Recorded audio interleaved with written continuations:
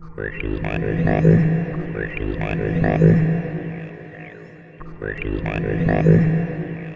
guys, today we're going to look at the Elijah Rickards handcuffs. They're some of the rarest ones in the world, as you know. I've already done some stuff on my ERs, but I just got a reason to do another segment. And that is because since the last time I talked to you, I got another padlock and another set of handcuffs. Yeah, I did, believe it or not. Something strange happened when I was bidding for the latest pair of ERs. These guys. And that is that it turns out the person I was bidding against was, and he's affiliated with a museum. And he wrote a really neat article about Elijah in the museum newsletter, and he graciously gave me a copy. Okay, here's the article he wrote about the entire Rickard family. You know, some people say Richards, some people say Rickard. The guy's name was Elijah Rickard, but there was another German spelling of his name too as well, so that's where the confusion comes from. Here's a picture of some of the padlocks that he made, and the guy went on and, you know, great pictures of door hardware, sample of his handwriting, more locks, and some from a certain collector that we all know. There you go. But anyway, the guy was gracious enough to give me this newsletter that he wrote the article for. Okay, this is my ER drawer. And these are the leg irons that I've had for when we move the light over. Anyway. Okay. These are the leg irons that I got a while back with the really long center link. And you can see the stamping right there, ER. And on this side,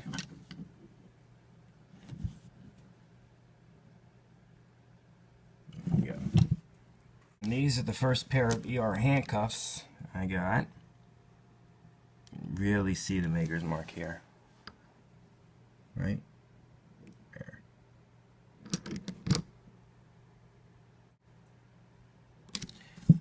Okay, so these are kind of the small size ERs right here. You know how I know that? Because I just got these guys. And as you can tell, they're bigger, thicker links. Okay, I'm going to take for comparison. One sits on top of the other like that. There's a pretty decent amount of difference in them. Here you can almost make out the ER. Unfortunately, they're in a bit rustier condition. There we go. But notice it has the same exact construction, except bigger and thicker links. Here you can see the comparison. And I got another ER padlock, so now I have a total of 4. We'll show these in size. Rather decent large size. That came with the original key. This is the newest one, again with the key. You can see the ER. And two that are almost the same size. Right. There we go. Smaller size ER padlock. There you go. And the second biggest ER. And a little more like all the ER lock tubes. You can see the circular spring inside. And hopefully, yep, the post. And there you can see the bolt of the handcuffs. And these guys over here were made by Ian McCall. Okay. 3 links. pretty good interpretation of the ER. Now the way I find it, quickest way to identify ERs is by obviously the lock tube, but how it's bulbous on both ends. Almost like a dumbbell. Here's a puzzle for you. 2 weeks ago I picked up this shackle.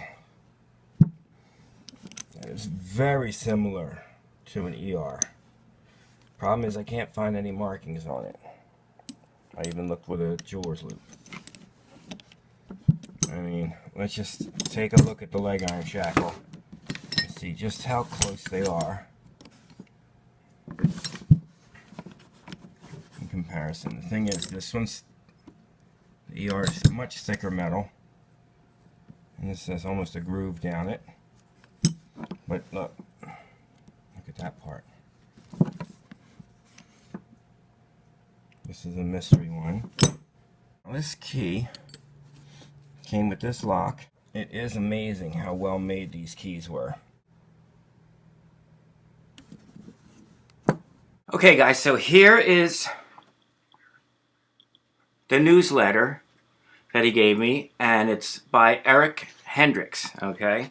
And according to this, Elijah was adopted into the Rickard family, and he was born on March 27th, 1795. All right, Eric, oops, that's him, and it's the newsletter of Jefferson County, West Virginia Historical Society. All right, so I keep this with my ER stuff, and he has the pictures. He has other stuff in here about the family, and here we go. This is like a doorknob of a church that Elijah made. Let me see. There you go. Okay, so anyway, there's a wealth of information in here about his birth, how he came to make the cuffs that held John Brown. Like I showed you before, a bit of his handwriting. There you go. Anyway, so here's a close-up of the ER cuffs, the newest acquisition. And they're pitted. Yeah, they're crunchy. And I've been soaking them for about a week or so. Hi, Toby. I've been soaking them for about a week or so, and I haven't even attempted to open them yet. But shining the light inside the lock case, I can see that the posts are in great shape. Everything looks great. The only thing is that the rust along the hinge right there is scaring the crap out of me. All right, I have to penetrate through that to get them open.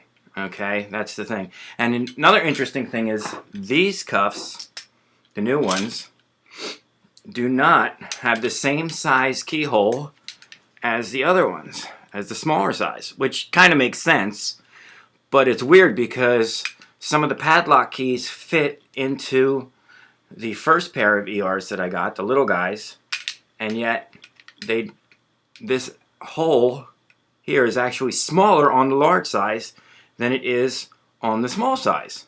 So that's, you know, you got to remember these things were made by hand individually, so you know there's going to be discrepancies and things like that. They didn't bore out the hole as large on the one side as they did on the other.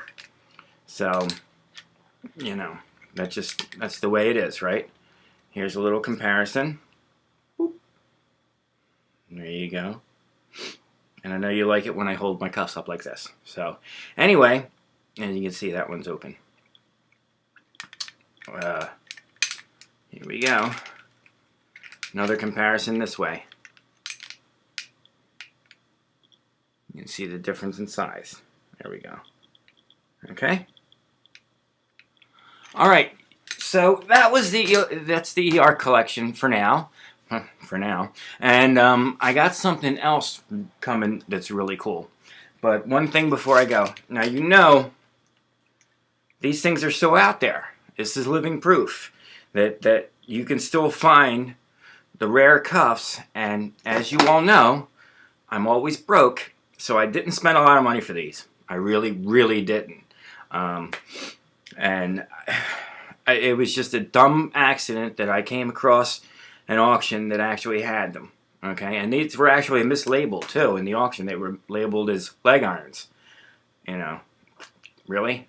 Come on, nobody's legs are that small. So anyway, I hope you enjoyed this time on Off the Cuff, and I got more videos coming. It's been a heck of a weird summer. Okay, I did a lot of stuff traveling, and I did a lot of traveling this summer, and you know, kept busy and everything. And I still haven't put up the stuff yet about the Lancaster Lock Show. I got stuff like that coming up. I also have the Lockman collection footage. You know, things about that everybody got some cuffs from, including me, but I got the cheap ones. But anyway, so I hope you enjoyed this. I hope you enjoyed this week's Off the Cuff. And tune in again next time. And please don't forget to subscribe and share. Thanks.